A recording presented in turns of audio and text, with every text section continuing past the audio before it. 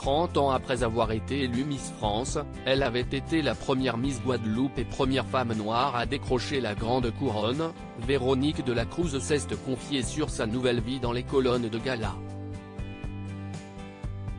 Elle avait été la première Miss Guadeloupe et femme noire à hériter de la grande couronne.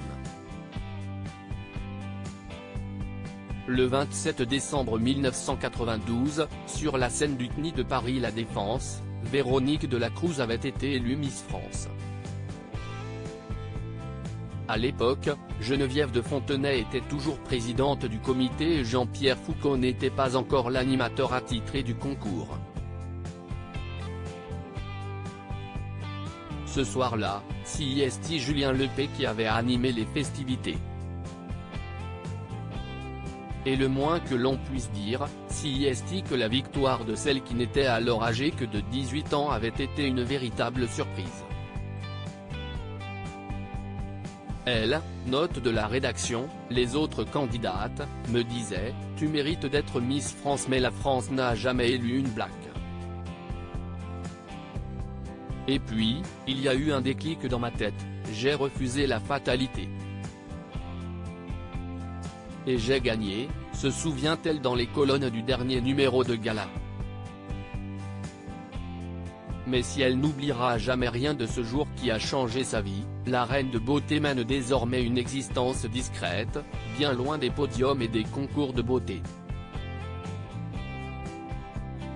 Véronique de la Cruz vit au Costa Rica alors que de nombreuses Miss France ont choisi de rester dans le paysage médiatique. Iris Mittenard ou encore Laurie Tillman sont toutes les deux devenues animatrices. Véronique de la Cruz, elle, a quitté la France peu après son élection.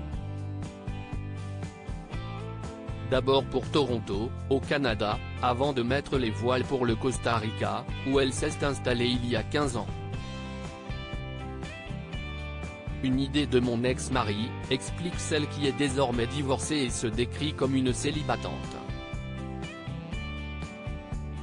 Aujourd'hui, elle habite un joli pavillon situé à Escazú, tout près de la capitale San José. Là-bas, l'ancienne reine de beauté s'adonne à sa nouvelle passion, la décoration intérieure. Mon mari louait des maisons de luxe dans le monde entier.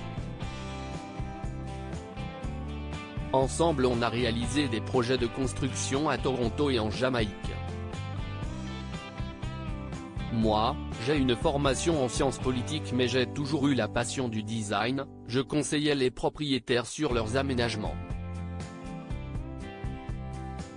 C'est comme ça que je suis venue à la déco, raconte-t-elle. Une nouvelle voie professionnelle qui lui réussit, puisqu'elle possède un commerce en plein essor grâce auquel elle vend des meubles haut de gamme. Un parcours de vie bien différent de certaines de ses camarades de Miss France.